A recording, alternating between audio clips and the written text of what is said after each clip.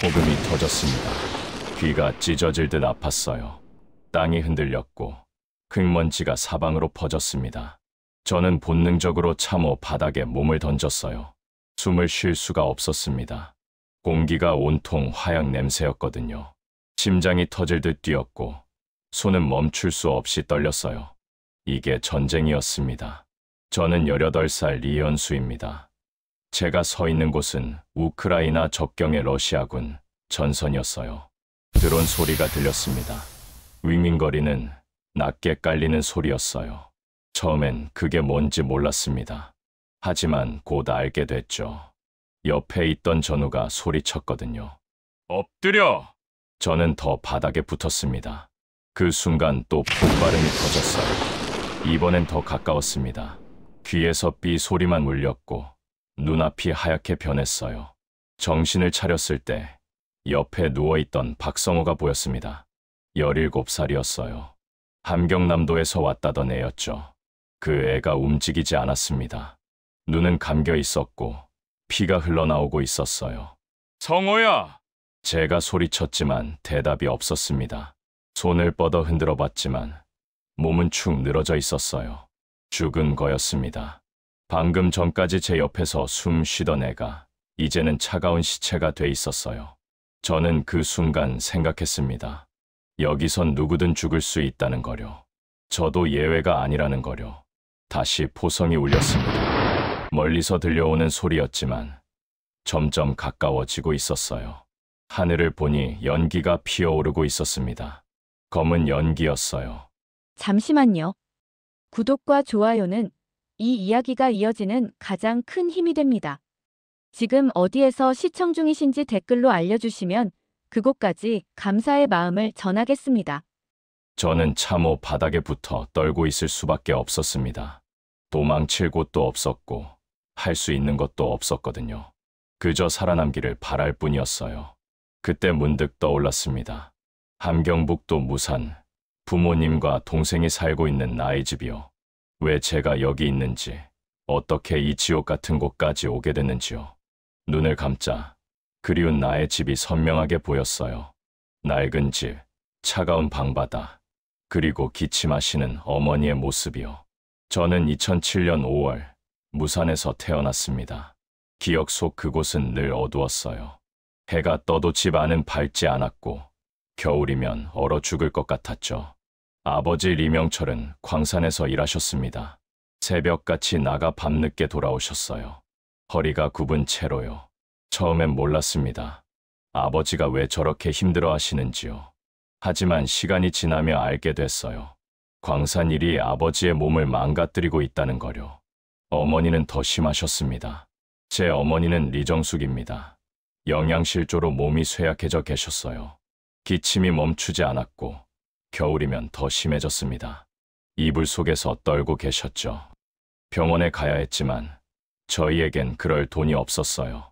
약도 구할 수 없었습니다. 그냥 버티는 수밖에 없었죠. 그런 어머니가 식사 때마다 하시던 일이 있었습니다. 밥그릇에 담긴 옥수수죽을 제 앞으로, 그리고 동생 리현주 앞으로 밀어주시는 거였어요. 엄마는 안 먹어도 돼. 너희가 먹거라. 거짓말이라는 걸 저는 알았습니다. 어머니의 손은 떨리고 계셨고 눈빛은 흐려져 있었거든요. 배고픔에 지쳐 계신 게 보였어요. 그래도 어머니는 절대 먼저 드시지 않으셨습니다. 누군가에게 옥수수 한 자루라도 얻어오시면 그건 전부 저와 현주 몫이었어요. 당신은 물만 마시며 버티셨죠. 지금 생각하면 가슴이 찢어집니다. 어머니가 얼마나 고통스러우셨을까요? 배고픔을 참는다는 건 살고 싶다는 본능을 억누르는 일이잖아요. 그런데 어머니는 그걸 매일 하셨습니다. 자식들을 위해서요. 동생 현주는 그때 5살이었습니다. 제 기억 속 현주는 늘 울고 있었어요. 배가 고파서였죠. 밤마다 배를 움켜쥐고 보채던 모습이 지금도 선명합니다.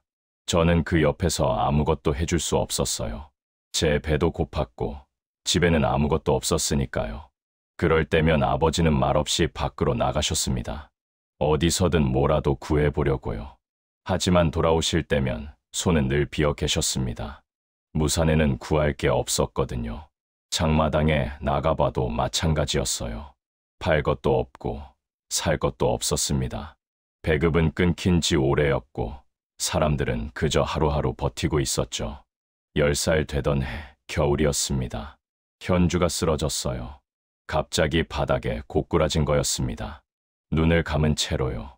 어머니는 비명을 지르며 현주를 안으셨고 아버지는 급히 밖으로 뛰쳐나가셨어요. 저는 그저 멍하니 서 있을 수밖에 없었습니다. 무슨 일이 벌어진 건지 이해가 안 됐거든요. 나중에 알았습니다. 현주는 며칠째 제대로 먹지 못해 기운이 떨어진 거였어요. 병원에 데려가야 했지만 저희에겐 그럴 여유가 없었습니다. 돈도 없었고 방법도 없었죠. 어머니는 그날 밤 내내 현주를 안고 우셨습니다. 제가 본 어머니의 모습 중 가장 무너진 모습이었어요. 아버지는 방구석에 앉아 고개를 떨구고 계셨습니다. 저는 그 광경을 보며 처음으로 생각했습니다. 우리 가족은 이렇게 끝나는 건가? 아무도 구해주지 않는 채로요. 다행히 현주는 깨어났습니다. 사흘 뒤였어요. 하지만 예전 같지 않았습니다. 움직임은 느려졌고 말수도 줄었어요. 그저 가만히 누워 천장만 바라보던 날들이 많았습니다. 저는 그런 현주를 보며 무력감을 느꼈어요. 오빠로서 아무것도 해줄 수 없다는 게 너무 괴로웠습니다. 아버지는 그 뒤로 더 열심히 일하셨습니다. 광산에서 더 오래 버티려 애쓰셨어요. 하지만 몸은 이미 한계였습니다. 어느 날 저녁, 아버지는 집에 들어오시자마자 쓰러지셨어요. 허리를 부여잡으며 신음하셨죠. 어머니는 급히 달려가 아버지를 부축하셨지만 아버지는 일어나지 못하셨습니다. 그날 밤 내내 끙끙거리는 소리만 들렸어요. 이튿날 아침, 아버지는 광산에 나가지 못하셨습니다. 허리가 완전히 망가진 거였어요.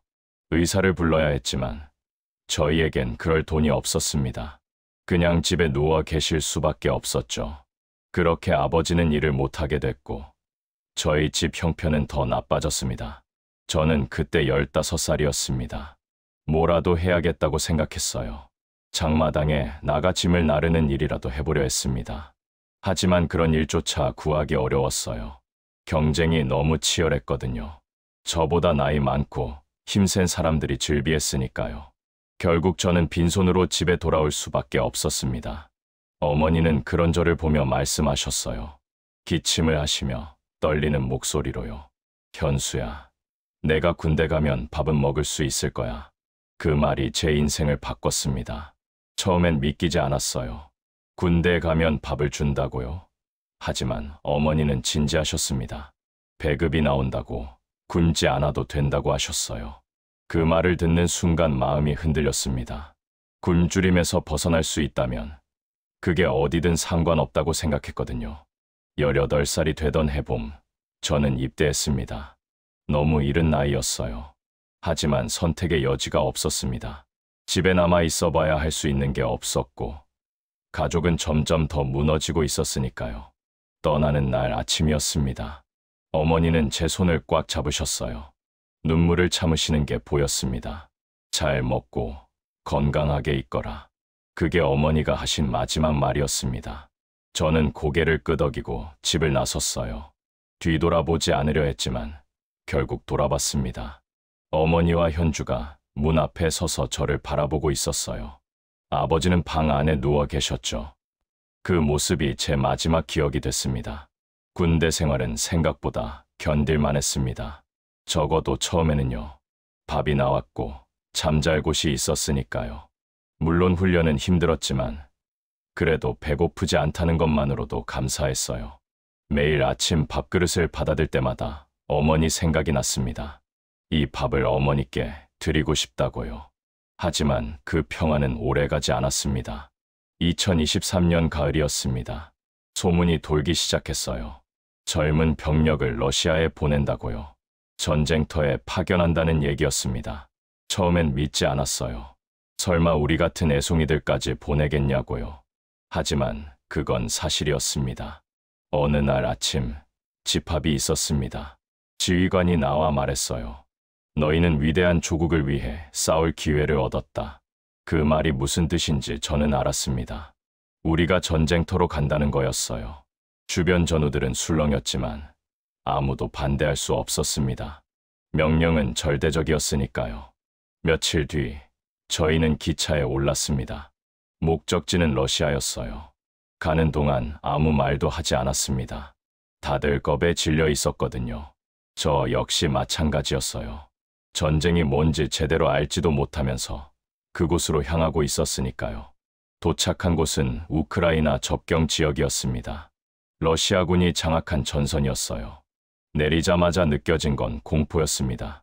멀리서 들리는 포성, 하늘을 가르는 드론 소리, 공기를 짓누르는 폭압감. 모든 게 낯설고 두려웠어요. 첫날 밤이었습니다. 참호 안에 웅크리고 있는데 갑자기 폭음이 터졌어요. 귀가 먹먹해지고 땅이 흔들렸습니다. 옆에 있던 전우가 비명을 질렀어요. 저는 그 순간 정신을 잃을 뻔했습니다. 숨이 막히고 심장이 터질 듯 뛰었거든요. 다음 날 아침, 저희는 전선으로 투입됐습니다. 제대로 된 훈련도 없이요. 지휘관은 그저 앞으로 나가라고만 했어요. 적이 어디 있는지, 어떻게 대응해야 하는지 아무것도 알려주지 않았습니다. 그냥 총을 들고 걸어가라는 것뿐이었어요. 그리고 드론이 왔습니다. 성호가 쓰러졌고 저는 그 옆에서 떨고 있었어요. 이게 전쟁이었습니다. 밥을 먹기 위해, 가족을 위해 온 곳이었죠. 하지만 지금 저는 죽음 앞에 서 있었습니다. 참호 바닥에 붙어 있는데 또 폭음이 들렸습니다. 더 가까운 곳에서요. 글기 쏟아졌고 연기가 눈을 찔렀어요. 저는 눈을 꽉 감았습니다. 어머니가 보고 싶었어요. 현주도요. 아버지의 신음소리조차 그리웠습니다. 그 모든 게 지금보다는 나았으니까요. 여기선 언제 죽을지 모른다는 공포만이 있을 뿐이었습니다. 숨을 쉴 때마다 이게 마지막일지도 모른다는 생각이 들었어요. 손은 멈추지 않고 떨렸고 온몸은 얼어붙어 있었습니다. 이게 제가 선택한 삶이었습니다. 밥 한 끼를 위해 온 곳이었어요. 하지만 지금 저는 후회하고 있었습니다. 이곳에 오지 말았어야 했다고요. 무산에서 굶어 죽는 게 나았을지도 모른다고요. 적어도 거기선 가족 곁에서 죽을 수 있었을 테니까요. 하지만 이미 늦었습니다. 저는 여기 있었고 살아남아야 했습니다. 어떻게든요. 밤이 되면 참호는 더 무서웠습니다. 어둠 속에서 들리는 소리들이 모두 죽음처럼 느껴졌거든요. 바람 소리, 멀리서 들려오는 포성, 누군가의 신음. 저는 눈을 감을 수가 없었어요. 감으면 다시 못 뜰 것 같았습니다. 성호가 죽은 뒤로 일주일이 지났습니다. 그 사이 4명이 더 죽었어요. 모두 제 또래였습니다. 16살도 있었고 19살도 있었죠. 이름도 제대로 기억 못합니다. 알아갈 시간이 없었거든요. 아침에 얼굴을 보고 저녁엔 시체를 봤으니까요. 지휘관은 그들의 죽음에 대해 아무 말도 하지 않았습니다. 그냥 새 병사를 보충하라는 지시만 내렸어요. 마치 부품을 교체하듯이요. 우리는 사람이 아니었습니다. 그저 숫자였어요. 소모품이었죠. 배급도 점점 줄어들었습니다. 처음엔 하루 2끼였는데 나중엔 1끼로 줄었어요. 그마저도 양이 적었습니다. 옥수수죽 한 그릇이 전부였죠. 무산에서 먹던 것보다 나을 게 없었습니다. 배는 여전히 고팠고 몸은 점점 약해져 갔어요. 어느 날 저녁이었습니다. 참호에 앉아 죽을 먹고 있는데 옆에 있던 최진혁이 말했어요. 형, 우리 여기서 죽는 거 아니야? 진혁이는 16살이었습니다. 평양에서 왔다고 했어요. 얼굴은 어렸지만 눈빛은 이미 늙어 있었습니다. 저는 대답할 수 없었어요. 사실을 말하자니 너무 잔인했고 거짓을 말하자니 양심이 아팠습니다. 모르겠어. 그게 제가 할 수 있는 유일한 대답이었습니다. 진혁이는 고개를 끄덕였어요. 더 이상 묻지 않았습니다. 이미 답을 알고 있었던 거겠죠. 밤이 깊어지자 포성이 잦아들었습니다. 하지만 고요함은 더 무서웠어요. 언제 폭발이 터질지 모르는 긴장감 속에서 저희는 잠을 청했습니다. 잠이 오지 않았지만 눈을 감고 있을 수밖에 없었어요. 그날 밤 꿈을 꿨습니다. 무산의 집이었어요. 낡은 방 안에서 어머니가 기침을 하고 계셨습니다. 저는 그 옆에 앉아 있었고 현주는 제 무릎에 기대 잠들어 있었어요. 아버지는 방구석에서 허리를 주무르고 계셨죠. 평범한 풍경이었습니다. 가난하고 힘들었지만 그래도 함께였던 시간이었어요. 눈을 뜨자 참호였습니다. 차가운 흙바닥이었고 옆엔 진혁이가 떨고 있었어요. 꿈과 현실의 차이가 너무 컸습니다. 가슴이 먹먹해졌어요. 현주가 보고 싶었습니다. 지금 12살이 됐을 거예요. 제가 떠날 때 울지 말라고 했는데 현주는 울었습니다. 작은 손으로 제 옷자락을 붙잡고 놓지 않으려 했어요. 저는 그 손을 떼어내고 집을 나섰습니다. 뒤돌아보지 않으려 했지만 결국 돌아봤죠. 현주는 문 앞에 서서 저를 바라보고 있었습니다. 그 눈빛이 지금도 선명해요. 어머니는 어떻게 지내실까요? 기침이 더 심해지진 않으셨을까요? 약을 구하셨을까요? 아마 못 구하셨을 겁니다. 돈이 없으니까요. 그냥 참으며 버티고 계실 거예요. 제가 보낸 돈이라도 있으면 좋을 텐데 저희는 월급을 받지 못했습니다. 파병된 병사에겐 돈이 나오지 않았거든요. 아버지도 여전히 누워 계실 겁니다. 허리가 나을 리 없으니까요. 일도 못하시고 집에만 계실 거예요. 가족을 먹여 살릴 수 없다는 무력감이 아버지를 짓누르고 있을 겁니다. 저는 그걸 알았어요. 떠나기 전 아버지의 눈빛에서 봤으니까요. 저 때문에 가족이 더 힘들어진 건 아닐까요? 제가 군대에 와서 밥을 먹으니 집에 부담은 줄었을 거예요. 하지만 저는 돈을 보내지 못했습니다. 오히려 가족은 제 걱정을 하고 있겠죠. 그 걱정이 어머니의 기침을 더 심하게 만들고 있을지도 몰라요. 다음 날 아침, 지휘관이 참호로 왔습니다. 러시아군 장교였어요. 북한 병사들을 지휘하는 사람이었죠. 그는 우리를 쳐다보지도 않았습니다. 그냥 명령만 내렸어요. 오늘 오후 3시 전진한다. 그게 전부였습니다.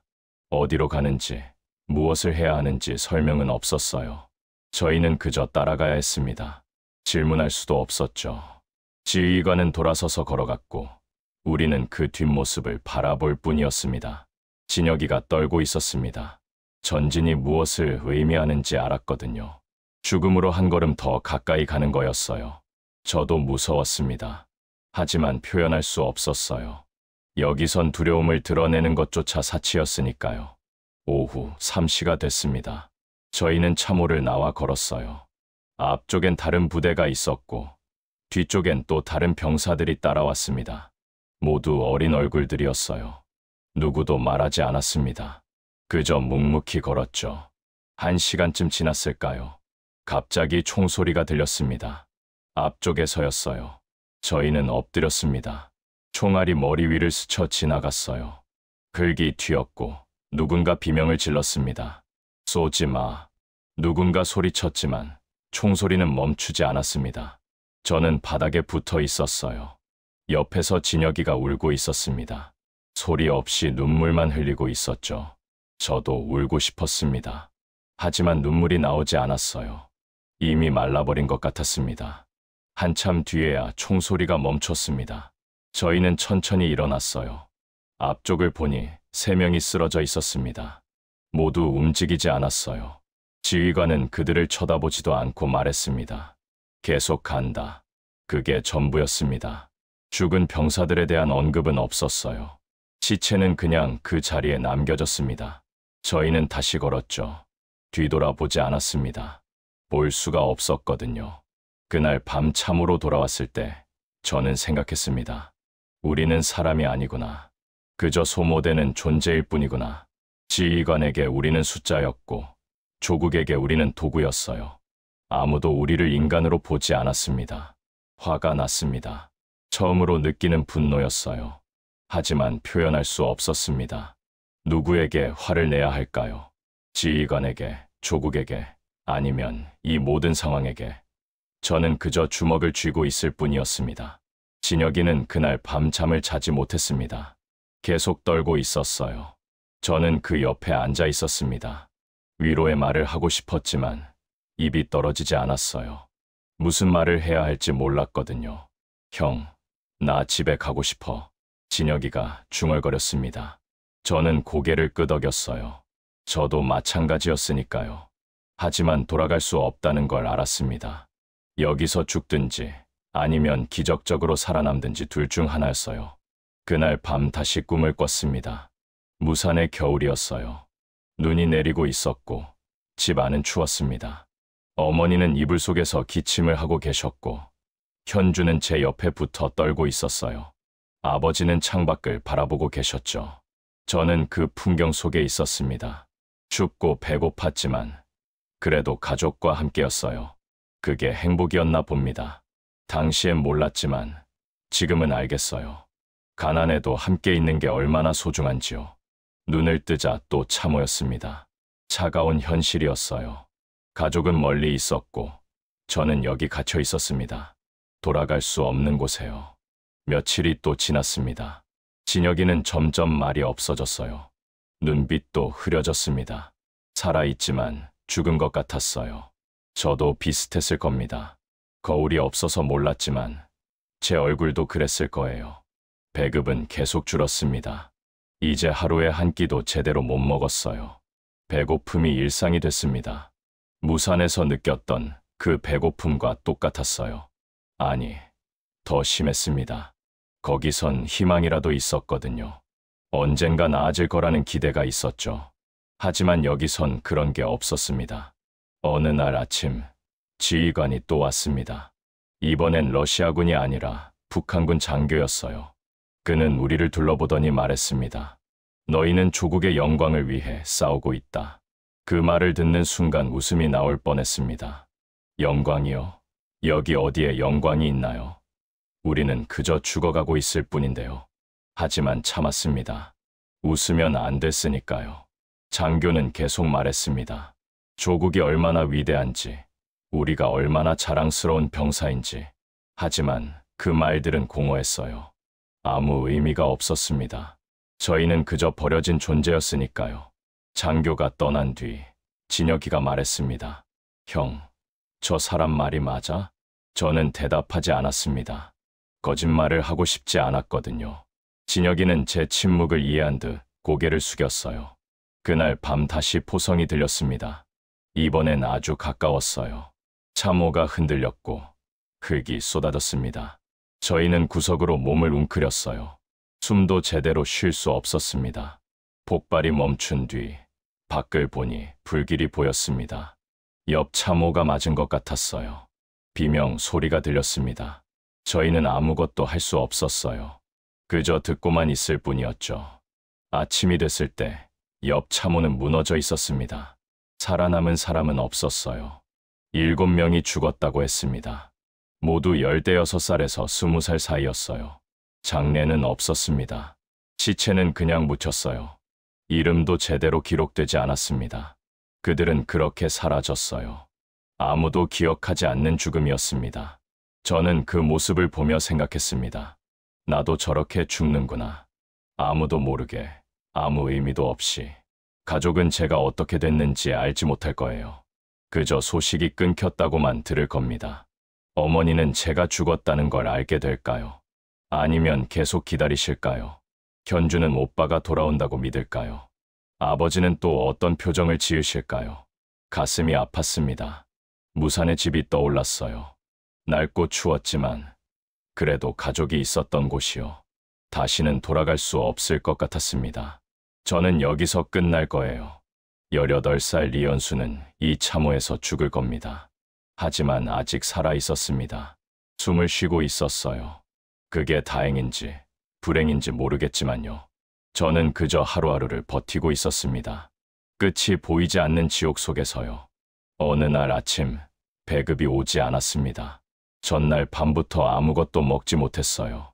배가 고파 잠을 잘 수 없었는데 아침에도 밥이 없었습니다. 저희는 참호에 앉아 기다렸어요. 1시간이 지나고 2시간이 지났습니다. 배급은 오지 않았죠. 진혁이가 물었습니다. 형, 오늘은 안 주는 건가? 저도 몰랐습니다. 그냥 기다릴 수밖에 없었어요. 점심때가 되어서야 누군가 왔습니다. 북한군 하사관이었어요. 그는 우리를 보더니 말했습니다. 배급 없다. 보급이 안 됐다. 그게 전부였습니다. 사과도 없었고 대안도 없었어요. 그냥 없다는 말뿐이었습니다. 저희는 그 말을 듣고도 아무 말 하지 못했어요. 항의할 수도 없었고 물어볼 수도 없었습니다. 그저 받아들여야 했죠. 하지만 그날 저녁 다른 참호에서 소문이 들렸습니다. 장교들은 밥을 먹었다고요. 보급이 안 된 게 아니라 윗사람들이 먼저 다 가져갔다는 얘기였습니다. 저희에게 돌아올 몫은 없었던 거예요.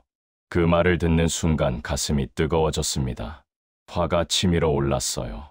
우리는 여기서 굶고 있는데 저 사람들은 배불리 먹고 있다는 거잖아요. 우리를 전쟁터에 보내놓고 밥도 제대로 안 주고 있었던 겁니다. 진혁이도 그 소문을 들었습니다. 얼굴이 굳어 있었어요. 저는 그의 눈빛에서 봤습니다. 저와 같은 분노를요. 하지만 우리는 아무것도 할 수 없었습니다. 항의하면 끝이었어요. 총살당할 수도 있었죠. 이틀 동안 배급이 없었습니다. 저희는 그냥 버텼어요. 물만 마시며요. 몸이 약해졌습니다. 일어서는 것조차 힘들었어요. 현기증이 났고 눈앞이 흐려졌습니다. 셋째 날 아침 배급이 왔습니다. 하지만 양은 절반이었어요. 옥수수죽 반 그릇이 전부였습니다. 그걸 받아들고 저는 생각했습니다. 이게 우리 목숨의 값이구나. 반 그릇의 죽이요.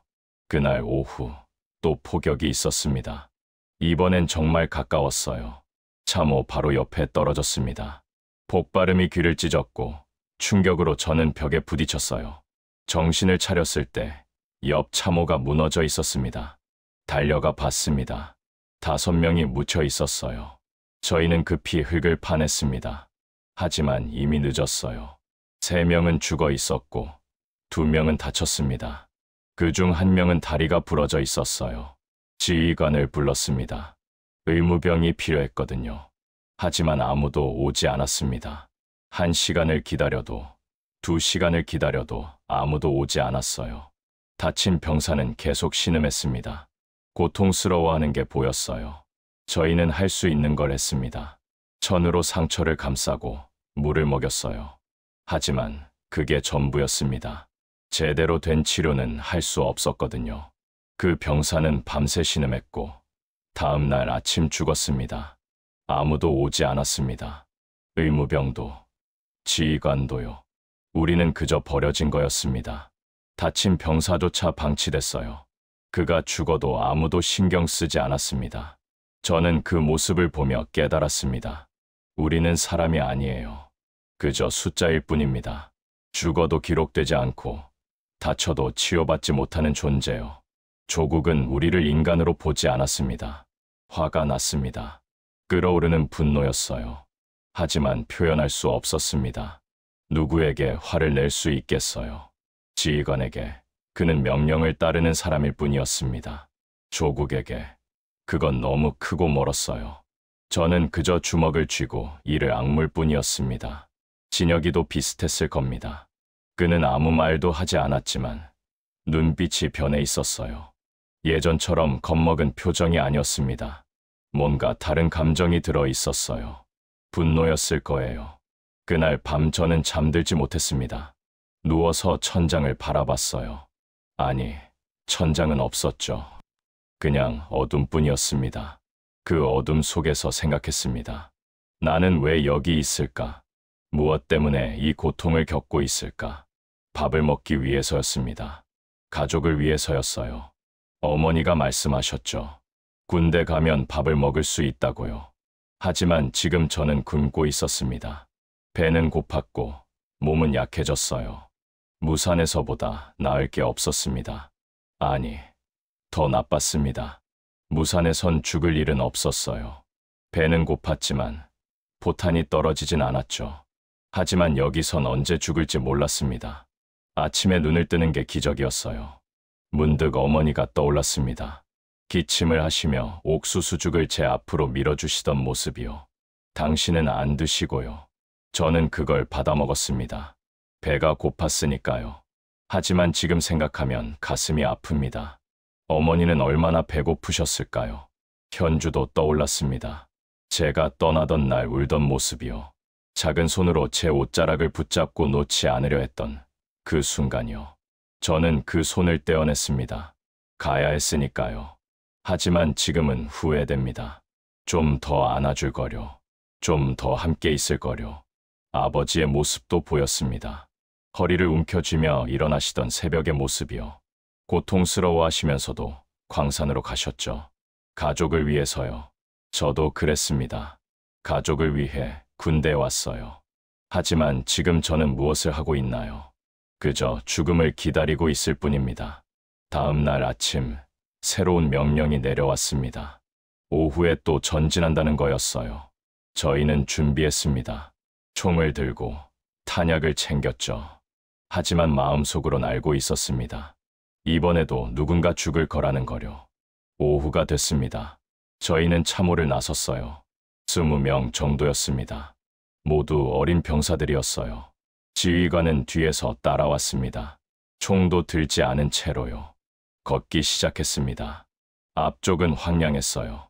나무 하나 없는 벌판이었습니다. 폭격으로 다 타버린 땅이었죠. 저희는 그 위를 걸었습니다. 30분쯤 지났을까요? 갑자기 총소리가 들렸습니다. 멀리서였어요. 저희는 엎드렸습니다. 글바닥에 붙어 숨을 죽였죠. 총알이 머리 위를 지나갔습니다. 누군가 맞았습니다. 뒤에서 비명 소리가 들렸어요. 저는 뒤돌아봤습니다. 한 병사가 쓰러져 있었어요. 얼굴을 알아볼 수 없었습니다. 피로 뒤덮여 있었거든요. 지휘관이 소리쳤습니다. 계속 전진하라. 하지만 우리는 움직이지 않았습니다. 앞으로 가면 죽을 게 뻔했으니까요.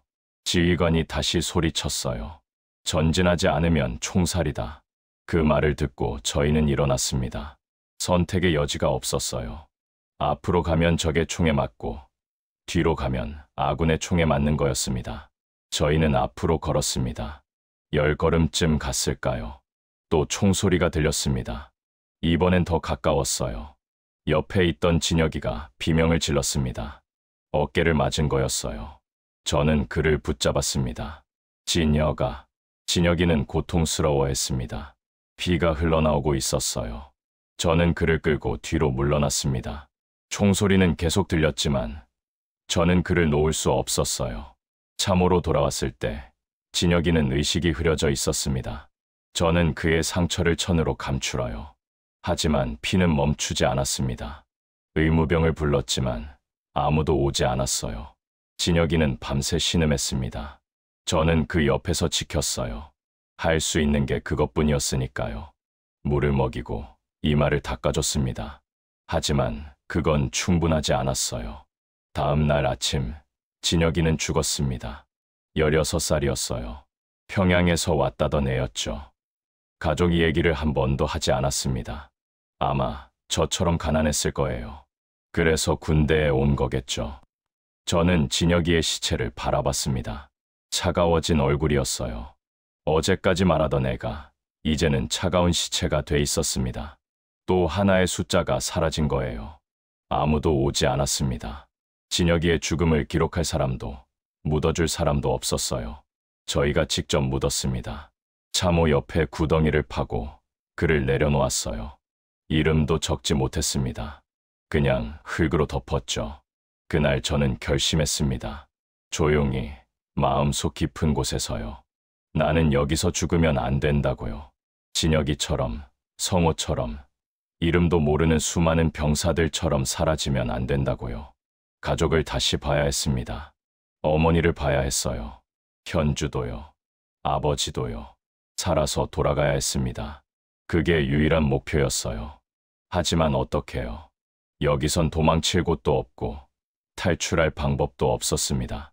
사방이 전쟁터였어요. 어디로 가야 할지도 몰랐죠. 그래도 마음은 정해졌습니다. 살아야 한다는 것이요. 어떻게든요. 방법은 모르지만 기회가 오면 잡아야 한다는 것만은 알았습니다. 밤이 됐습니다. 참호 안은 고요했어요.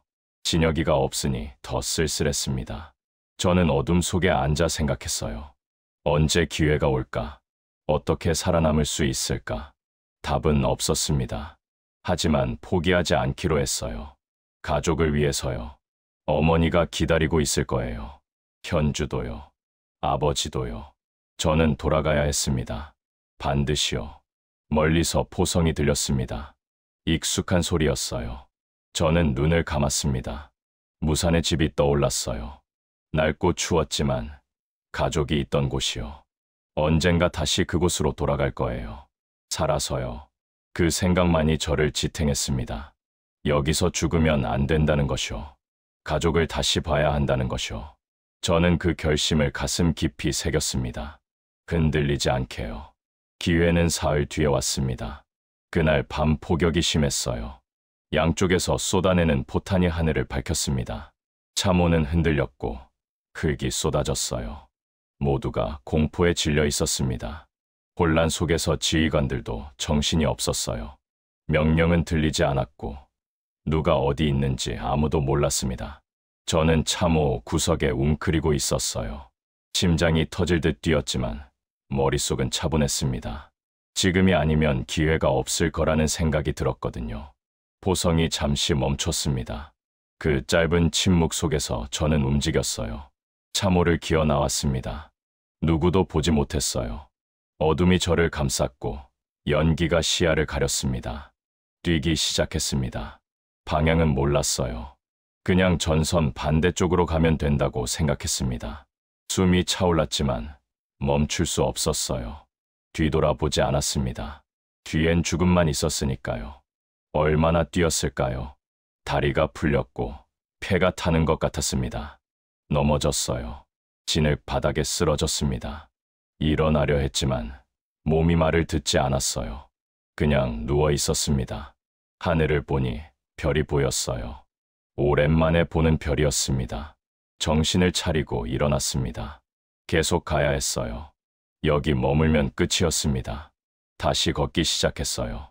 뛸 힘은 없었지만 걷는 건 할 수 있었습니다. 밤새 걸었습니다. 주변은 거의 다 폐허가 되었어요. 부서진 건물, 불탄 나무, 포탄 구멍뿐이었습니다. 사람은 보이지 않았어요. 저 혼자였습니다. 날이 밝았습니다. 해가 떠오르는 걸 보며 저는 생각했어요. 아직 살아있구나. 기적 같았습니다. 하지만 안심할 수 없었어요. 여기가 어딘지도 몰랐고 어디로 가야 할지도 몰랐으니까요. 배가 고팠습니다. 마지막으로 먹은 게 언제였는지 기억도 안 났어요. 물도 없었습니다. 목이 타들어갔지만 마실 게 없었어요. 그냥 걸었습니다. 멈추면 안 됐으니까요. 숲이 보였습니다. 나무가 몇 그루 남아 있었어요. 그곳으로 갔습니다. 주위만이라도 피할 수 있으면 좋겠다고 생각했거든요. 숲 속으로 들어가자 조금 서늘했습니다. 나무 밑에 앉았어요. 숨을 고르며 주위를 살폈습니다. 조용했습니다. 포성도 들리지 않았어요. 바람 소리만 들렸습니다. 저는 그 고요함 속에서 처음으로 생각했어요. 내가 정말 벗어난 건가? 확신은 없었습니다. 아직 전쟁터 어딘가에 있을 거예요. 하지만 적어도 참호는 아니었습니다. 그것만으로도 다행이었어요. 하루가 지났습니다.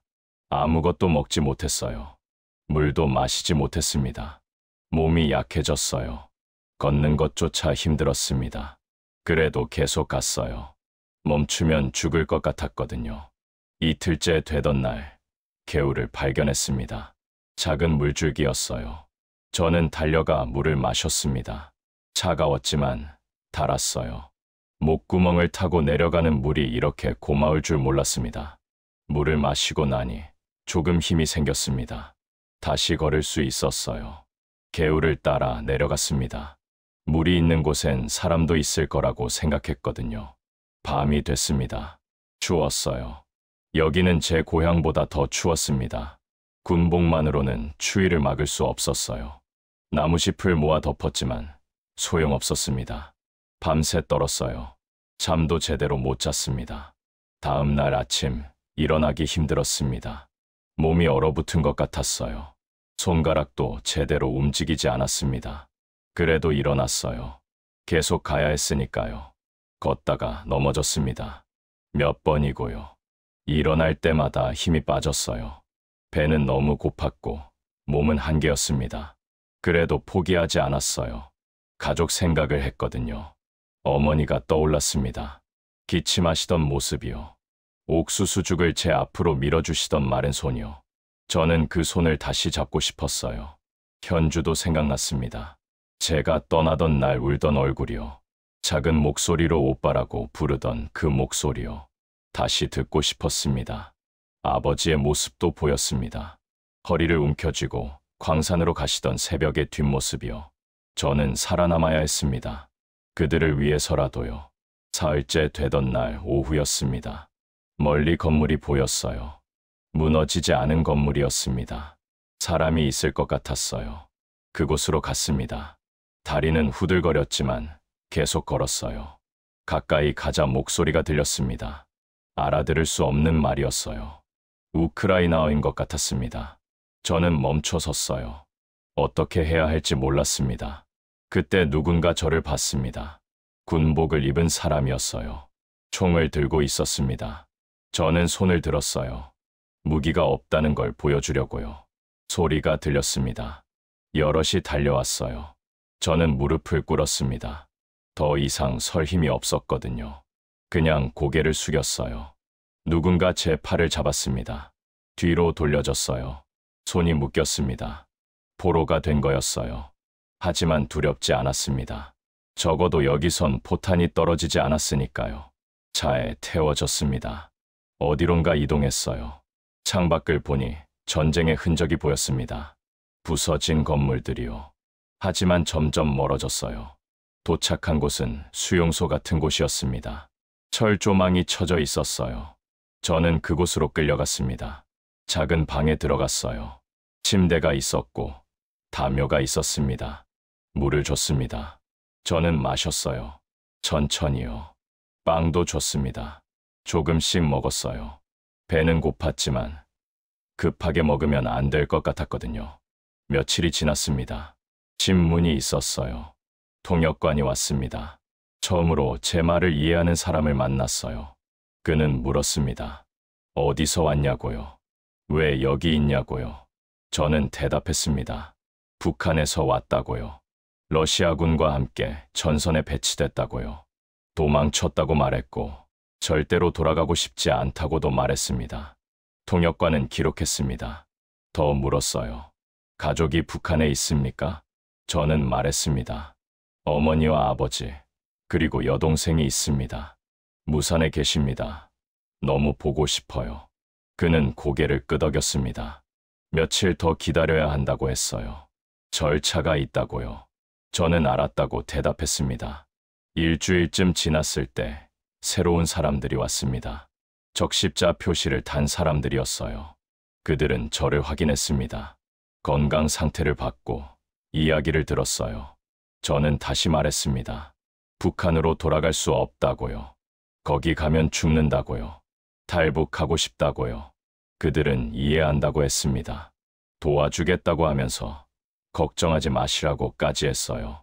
그런데 조금 시간이 걸릴 거라고 했어요. 저는 기다리겠다고 했습니다. 며칠 뒤 또 다른 사람이 왔습니다. 한국말을 하는 사람이었어요. 처음 듣는 억양이었지만 같은 말이었습니다. 저는 놀랐어요. 그는 한국 대사관에서 왔다고 했습니다. 저 같은 경우를 돕는다고요. 안전한 곳으로 갈 수 있다고 했어요. 저는 물었습니다. 어디로 가느냐고요. 그는 말했습니다. 유럽의 한 나라라고요. 거기서 치료받고 안정을 찾을 수 있다고요. 나중에 한국으로 갈 수도 있다고요. 저는 고개를 끄덕였습니다. 어디든 괜찮았어요. 가족에게 갈 수 없다면 어디든 같았으니까요. 한 달쯤 지났을 때 저는 옮겨졌습니다. 비행기를 탔어요. 처음 타보는 비행기였습니다. 무서웠지만 참았어요. 도착한 곳은 독일이었습니다. 공항에서 한국 대사관 사람들이 기다리고 있었어요. 저를 차에 태웠습니다. 따뜻했어요. 시설로 갔습니다. 작지만 깨끗한 방이 있었어요.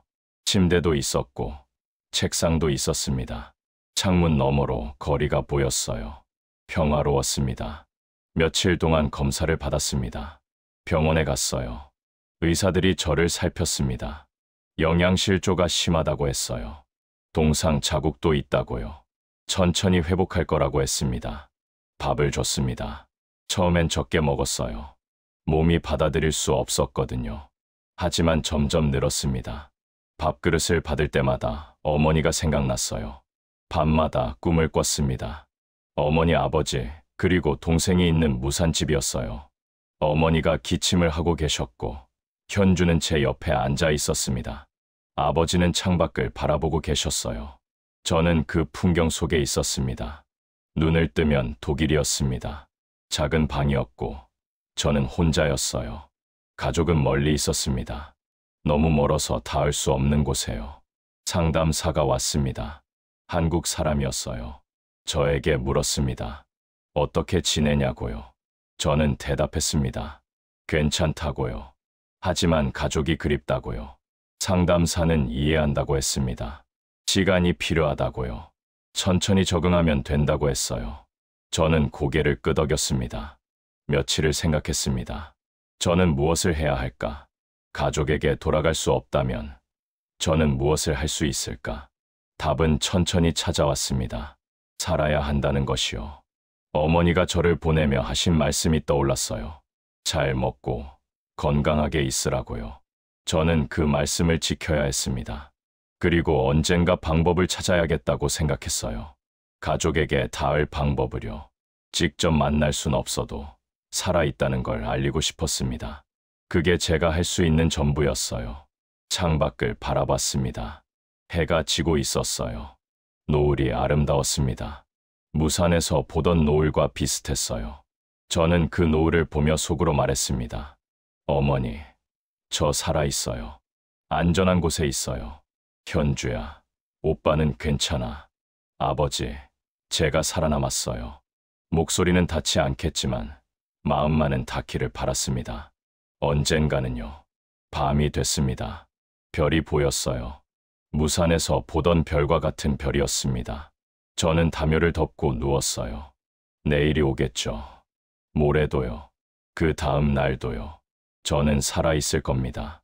여전히 길은 멀었습니다. 앞으로 무엇이 올지 몰랐어요. 하지만 포기하지 않을 겁니다. 살아남았으니 해야 할 일이 남아 있었으니까요. 저는 눈을 감았습니다. 깊은 잠이 찾아왔어요. 꿈속에서 무산의 집이 보였습니다. 낡고 추웠지만 따뜻한 곳이었어요. 가족이 있는 곳이었으니까요. 언젠가 그들에게 닿을 겁니다. 어떤 방법으로든요. 그게 제가 살아남은 이유니까요.